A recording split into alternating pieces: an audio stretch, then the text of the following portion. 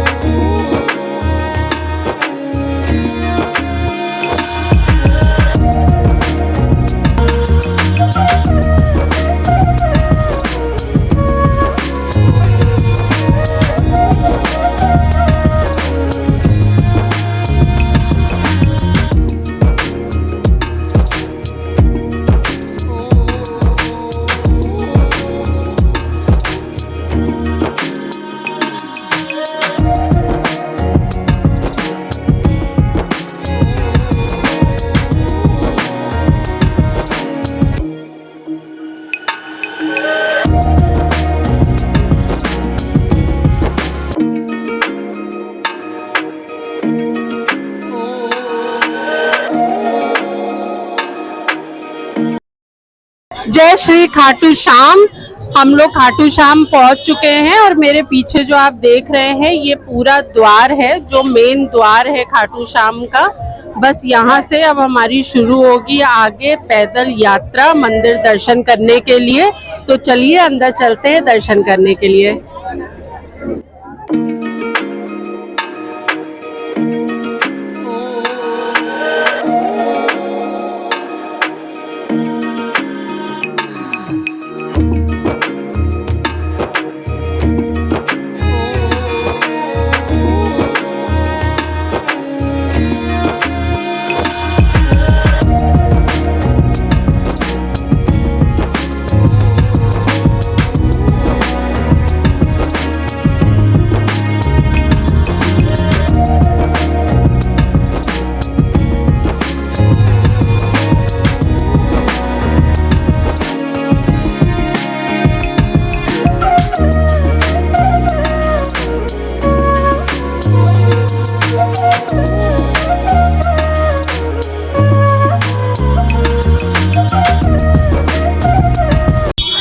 तो फ्रेंड्स, हमने अपनी पैदल यात्रा शुरू कर दी है। आप यहाँ की रौनक और चहल पहल देख सकते हैं। शाम का समय है, आज संडे है तो भीड़ काफ़ी है। और वैसे मैं आपको बता दूं कि ये मंदिर जो है संडे के दिन और एकादशी के दिन 24 आवर्स खुला रहता है, क्योंकि बहुत ज़्यादा भीड़ होती है। तो जो गेट हमने आपको पीछे दिखाया है, जो मेन द्वार है, वहाँ से अंदर आने के बाद आपको मंदिर दर्शन करने के लिए दो रास्ते मिलते हैं। एक रास्ता है जो लंबा है, जिसमें आपको करीब 3 किलोमीटर पैदल चलना होता है, और एक रास्ता थोड़ा सा छोटा है। तो ये डिपेंड करता है कि आप किस दिन आ रहे हैं और कितनी ज़्यादा पब्लिक है। अगर भीड़ बहुत ज़्यादा होती है, जैसे एकादशी वगैरह है, तो उस टाइम पे लंबा ही रास्ता यहाँ पे खुला होता है दर्शन करने के लिए। तो आप देख सकते होंगे कि दोनों तरफ यहाँ दुकानें हैं। तो आर्टिफिशियल ज्वेलरी, बलून, मिठाई की दुकानें, प्रसाद की दुकानें, जो जनरली आप किसी भी धार्मिक स्थान पे जाते हैं तो आपको मिलती हैं, उस तरह की दुकानें यहाँ पे दोनों तरफ हैं। और पूरे रास्ते इसी तरह का मार्केट जो है वो आपको मिलेगा। तो आगे चलते हैं और देखते हैं कि और क्या क्या है यहाँ पे रास्ते में।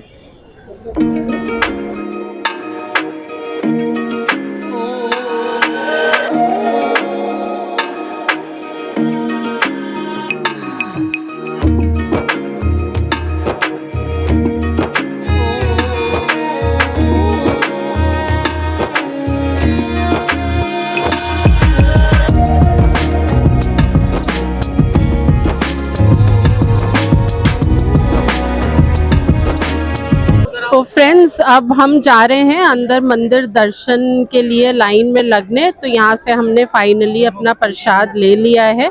तो यहाँ सारी बिल्कुल एंड तक मंदिर तक आपको प्रसाद की दुकानें मिलेंगी।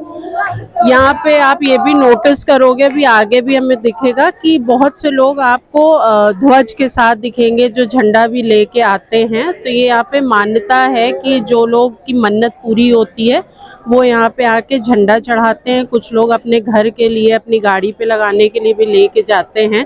तो यहाँ हर दुकान पे आपको बहुत वैरायटी मिलेगी ध्वज की, छोटे से छोटा, बड़े से बड़ा। तो काफ़ी चहल पहल है। तो आगे चलते हैं और लाइन में लगते हैं और कोशिश करेंगे कि आपको जितना ज़्यादा मंदिर के अंदर का हम दिखा पाएँ। तो फ्रेंड्स अब हम आके लग गए हैं मेन दर्शन की लाइन में। आप देख सकते होंगे कि कितनी लंबी लाइन है। तो यहाँ पे क्यू इन्होंने नंबर्ड कर रखी है, 4 क्यू बाईं तरफ है और करीब 4 क्यू जो है वो दाहिने तरफ है।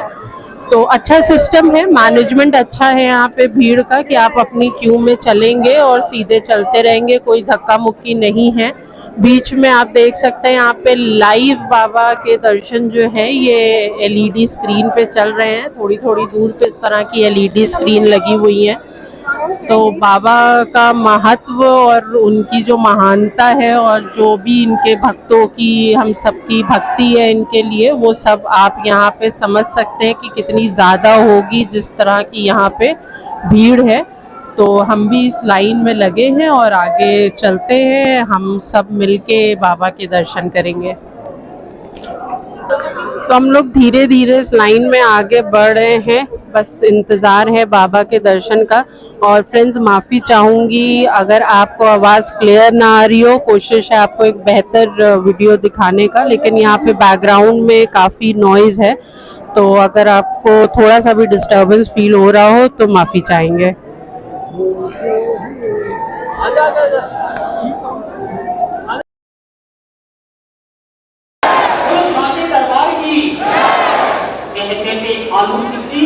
प्रभु का सच्चा दरबार है, जो जिससे मन से भावे उसी का बेड़ा पार है। जो भक्त इस दरबार में मन श्रद्धा से बाबा शाम से मन से प्रभु को याद करता है, निश्चित तौर पे उसकी मनोती निश्चित तौर पे पूरी होती है। ऐसा हमारा इस श्याम प्रभु के प्रति अटूट विश्वास है। इस अटूट विश्वास के प्रति श्याम भक्तों का रेला बाबा के दर्शनार्थ आया है। हम बाबा से प्रार्थना करते हैं कि निश्चित तौर पे श्याम प्रभु उनकी मनोवांछित इच्छा पूरी करेंगे, उनकी समृद्धि निश्चित तौर पे बढ़ाएंगे, उनके परिवार को फलीभूत करेंगे। ऐसा हम बाबा श्याम से प्रार्थना करते हैं। बोले खाटू नरेश की, बोले सांचे दरबार की, बोले लक्ष्मण दातार की, बोले हारे के सहारे की, बोले शीश के दानी की, बोले कलयुग के अवतार की। तो व्यूअर्स बस अब हम दर्शन के लिए पहुंचने वाले हैं। आगे आप बाबा के दर्शन करेंगे। ध्यान देने वाली चीज़ है कि जैसे ही हम आपको दर्शन कराएंगे, आपको एक बहुत बड़ा सा फ्लोरल डेकोरेशन दिखेगा, उसके बीच में होगा बाबा का शीश। तो आपको डेकोरेशन के बीच में ध्यान रखना है बाबा के शीश पे, अगर आप दर्शन करना चाहते हैं। दर्शन के पश्चात अनावश्यक रूप से विकास के दर्शन